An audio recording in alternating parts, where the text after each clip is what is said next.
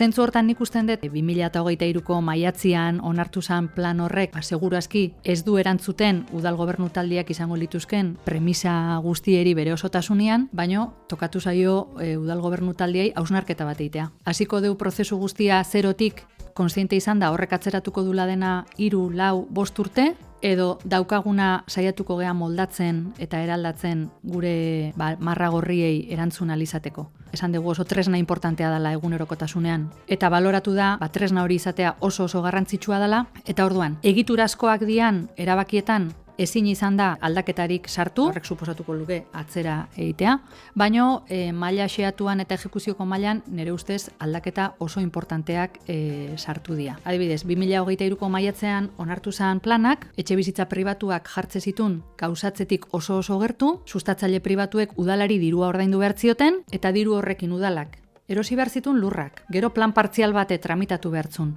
eta gero azkenean sortuko zian etxebizitza publikoak. Orain zer egin dugu? Oro har, area eta sektore bakoitzak bere etxebizitza pribatu estandarra bete beharko du. Hau da, etxebizitza pribatuak eta publikoak beti jungo dira oreka batean.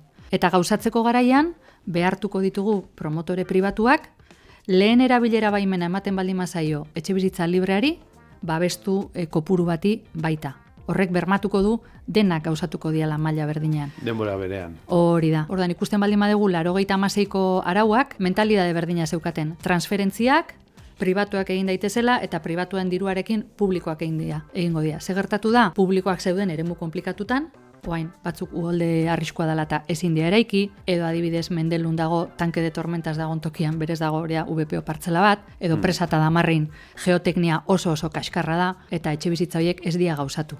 Orduan, nik uste hartu dugun erabaki garrantzitsuenetako bada, akats hori ez dugu berriro errepikatuko.